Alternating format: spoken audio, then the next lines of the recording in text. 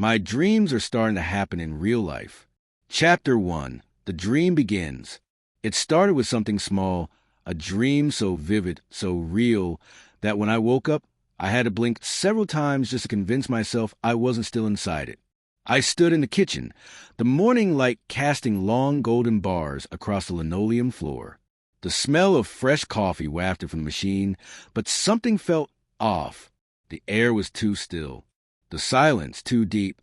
In the dream, I reached for the coffee mug with a chip on the rim, my favorite one, and just as I brought it to my lips, the doorbell rang. A sharp, jarring sound. When I opened the door, no one was there. Just a small envelope on the doorstep. No name, no stamp. Inside, a single photograph. A picture of me, asleep in bed. I woke up gasping. At first, I brushed it off. I'd had weird dreams before. Who hasn't? I blamed stress, or maybe something I ate. But that morning, as I shuffled into the kitchen and reached for my chipped mug, my hand froze midair. The exact scene from my dream unfolded before me. The same angle of sunlight, the smell of coffee, and then the doorbell. My heart leapt to my throat. I opened the door with trembling fingers. No one stood on the porch. But there it was, a small envelope, just like the dream.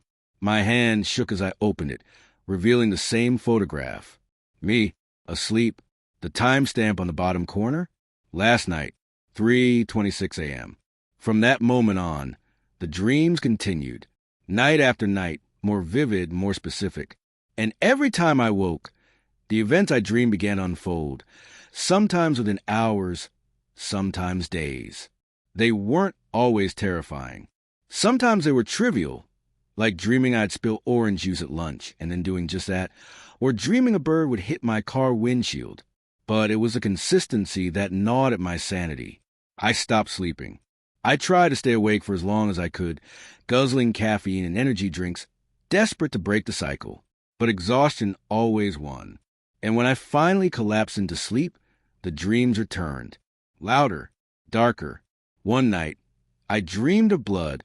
In the dream, I stood in my hallway, ankle deep in it. The walls were smeared with handprints. My hands. I looked down and saw a knife. I woke up screaming, drenched in sweat. The image burned into my eyelids. I leapt from bed and rushed into the hallway. Nothing. No blood. No knife. Just a cold, empty dark. But the next day, I noticed a new message on my answering machine. A voice, soft, female, familiar but distorted. Why did you do it, Ben? I replayed it over and over, but the message wasn't there anymore. The machine blinked no new messages. I couldn't tell if I was losing my mind, or if the dreams were trying to warn me, or worse, if they were guiding me. Chapter 2. The Woman in the Mirror. I avoided mirrors for 2 days. After the voicemail incident, I couldn't stop thinking about the dream with the blood, the hallway, the knife. I kept reassuring myself it was just a dream, but that didn't explain the message or the photo in the envelope.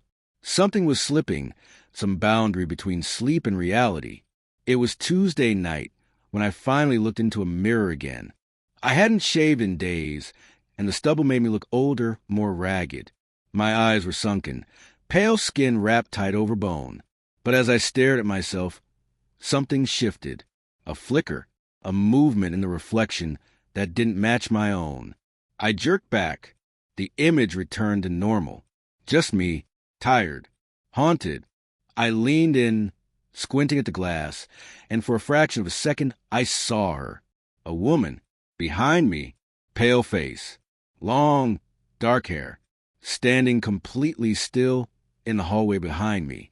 Her eyes were wide open, too wide, and locked onto mine through the reflection. I spun around. Nothing. The hallway was empty. But when I looked back at the mirror, she was gone. That night, the dream returned like a replay, but this time, I walked deeper into the hallway. The blood was still there, thicker, darker, and the woman stood at the far end. She raised her arm slowly and pointed at the wall behind me. I turned.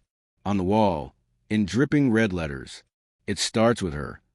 I woke up gasping, clutching my chest. It felt like a heart attack.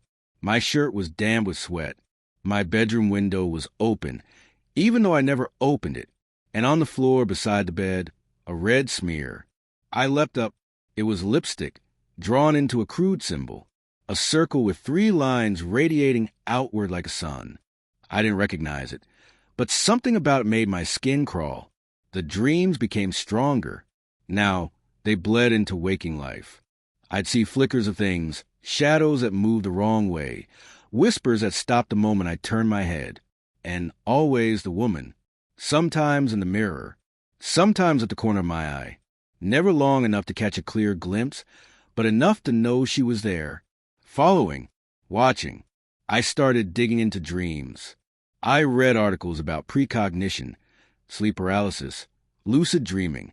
I tried tracking patterns, journaling every detail when I woke up, but none of it helped. If anything, the dreams grew more intense. They weren't warnings anymore. They felt like instructions. One night, I dreamed I was digging in my backyard. It was dark, and I used my hands. I clawed through the earth like an animal, dirt beneath my nails. I uncovered something, a wooden box. I opened it. Inside, a photograph of the woman, the same one I saw in the mirror. On the back, a date, October 9th, 2009. I woke up before I could read more. It was 3:42 a.m. I stood at the window, trying to calm myself, and then I noticed something. Fresh dirt piled in my backyard, right beneath the oak tree, exactly where I'd been digging in the dream. Chapter 3. The Box. I didn't wait until morning. Armed with a flashlight and a shovel, I stepped out into the cool night air, heart pounding in my chest like a war drum. The wind hissed through the trees, and the oak in my yard creaked as if warning me to turn back. But I couldn't. I had to know. I found the spot instantly. The fresh soil had been turned, subtly, but enough to stand out beneath the moonlight. It was exactly like in my dream. I fell to my knees and started digging. With every scoop, the air felt heavier. The dirt got colder. Then, thunk, wood. My fingers trembled as I brushed away the remaining earth and exposed a small, decaying box, no bigger than a shoebox. It looked old, rotted. The metal latch had rusted over.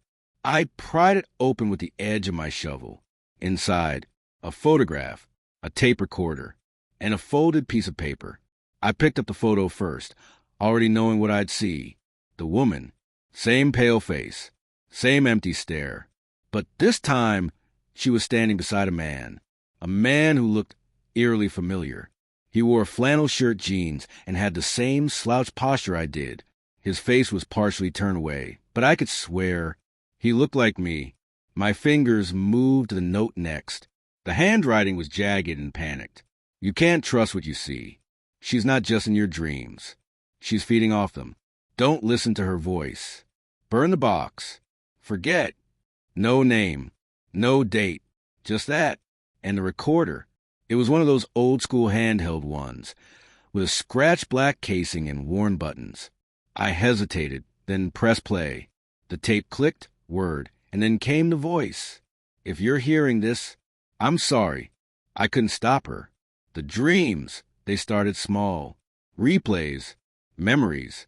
Then she began changing them, leading me, making me do things. There was a pause, a shaky breath. I buried the proof. This box. But she found out. Now she's in everything. The mirror, the static, the silence between thoughts. She wants you to listen. That's how she gets in. Click. The tape stopped. I sat there, under the moonlight, cold sweat running down my spine. Who had recorded this? Was it the man in the photo? Was it me? My head was spinning. Every logical part of me screamed to throw the box back in the hole, bury it deep, and walk away. But the dreams weren't dreams anymore, and something was watching me.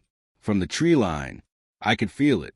I stood, the box in my hands, and turned slowly toward the woods. Nothing, just shadows. But as I stepped back inside and locked the door, I noticed something else in the photo, barely visible in the bottom corner. A symbol, the same one drawn in lipstick beside my bed.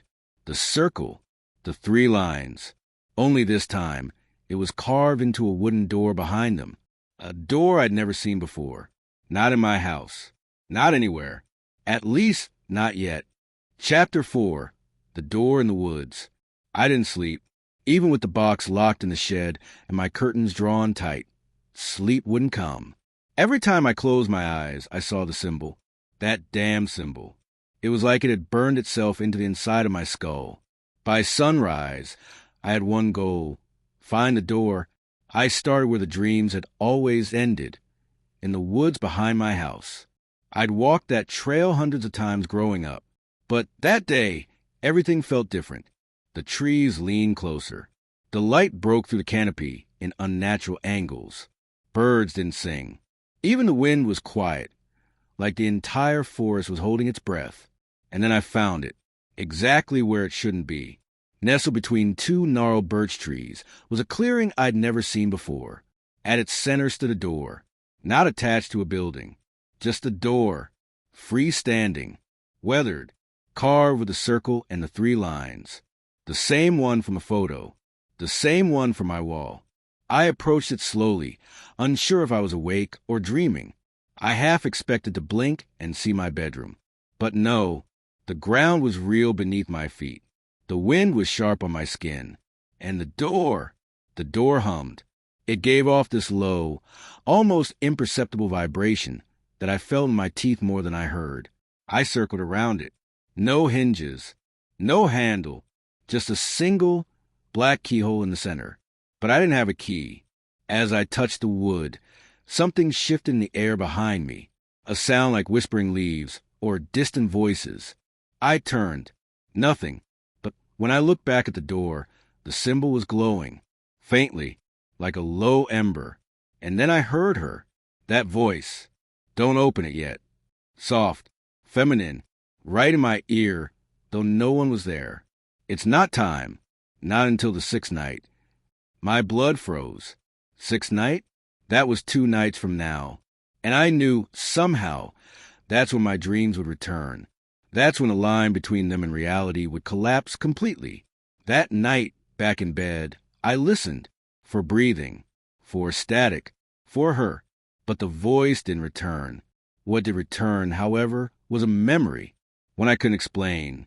Me, standing in that same forest, holding a key, crying, and burying something in the roots of the tree beside the door. Not the box. Something else. Something I was too afraid to remember. Chapter 5. The Key in the Ground. I couldn't stop thinking about it. The memory, that moment when I buried something by the door. The weight of it gnawed at me all night, dragging me deeper into a well of confusion and fear. There was no denying it now. Something had happened before. Something I had forgotten. Something I had locked away. And I needed to remember. I spent the entire next day combing through the forest, retracing my steps. The forest was dense, and the path seemed longer than it used to be. As I searched, I noticed how strange the light felt. It wasn't right, too pale, too sharp. It flickered in unnatural patterns. By late afternoon, I was back at the door. I knelt beside the birch trees and searched the ground where I buried whatever it was. Nothing. I dug deeper, my hands trembling as the earth shifted beneath me. It wasn't until I scraped my fingers against something hard that I knew. This was it, a rusted metal box. I pulled it free with trembling hands, half expecting it to vanish the moment I touched it. But it didn't. It was real, the same as in my dream. I sat back on my heels, staring at the box for a long time, hesitant to open it. I didn't want to know what was inside, but I had to. The box creaked open, revealing a set of keys. 6 of them, each one different, old and weathered, like they had been passed down for generations. And at the bottom of the box, a folded piece of paper. I opened it carefully. It was a letter. You know what this is for. Don't wait until the 6th night. Find the door now. My stomach turned. The letter was in my handwriting. I had written it. I had known all along. A chill crawled up my spine as the implications hit me like a freight train. I wasn't just dreaming these events. I wasn't just being followed. I had been here before. I had opened the door. The question now was, What had happened when I did? I grabbed the keys, the paper, and shoved them into my bag. The door was still waiting, somewhere in the woods, like a silent sentinel, daring me to come closer. But not yet. Not tonight. The sixth night was coming.